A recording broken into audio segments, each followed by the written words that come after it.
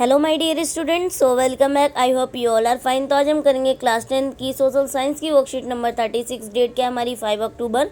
ठीक है बच्चों, विद्यार्थी के नाम है, आपका नाम आएगा, कक्षा अध्यापक मैं आपकी टीचर का। आज हम पढ़ने वाले हैं कृषि। प्रिय विद्यार्थियों, कृषि के विभिन्न प्रकार एवं कुछ फसलों के विषय में कार्यपत्रक 9, 10 एवं 11 में पढ़ चुके हैं। इस कार्यपत्रक में हम चाषीय प्रारूप एवं कुछ अन्य फसलों के विषय में पढ़ेंगे। ठीक है, शहरीय प्रारूप। भारत में 3 शहरीय ऋतु हैं, रबी, खरीफ एवं जायद। ठीक है, और नीचे आ जाते हैं बच्चों 7 ऋतुएं, बोने का समय, काटने का समय और प्रमुख फसलें क्या होती हैं।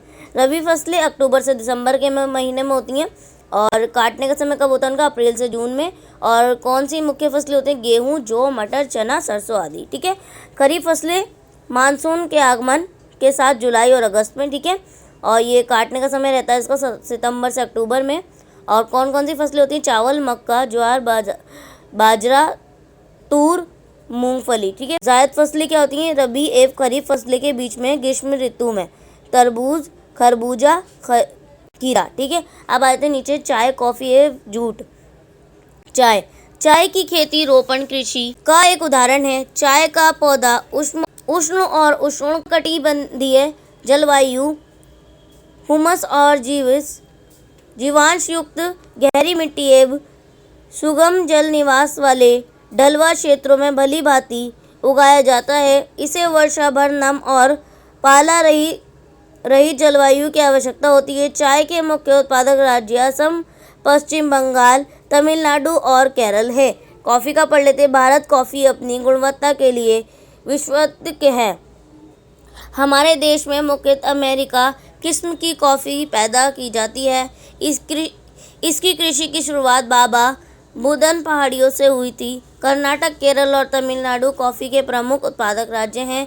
जूट पढ़ लेते हैं। जूट को सुनहरा रेशा भी कहते हैं। जूट की फसल बाढ़ के मैदानों में जल निवासी वाली उर्वरक मिट्टी में उगाई जाती है, जहां हर वर्ष बाढ़ से आई नई मिट्टी जमा होती रहती है। इसके बढ़ने के समय उच्च तापमान की आवश्यकता होती है। इसका उपयोग बोरियां, चटाई, रस्सियां, गलीचे इत्यादि वस्तु बनाने में होता है।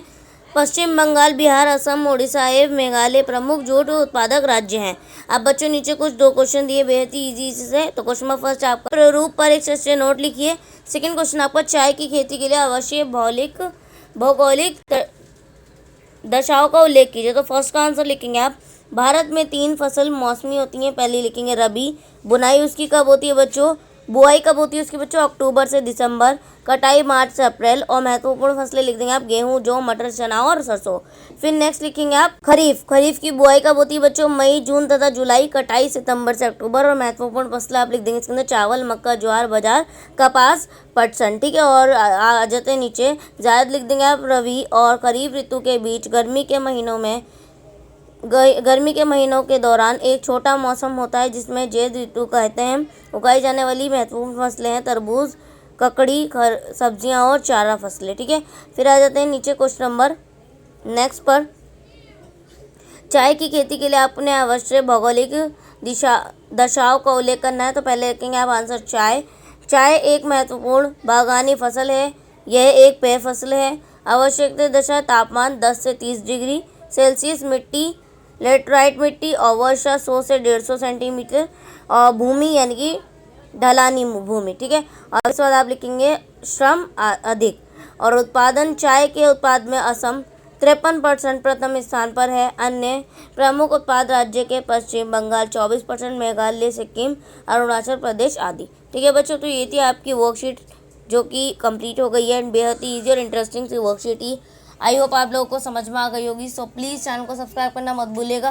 तो चलिए मिलते हैं नेक्स्ट वीडियो में, तब तक के लिए take care and good bye.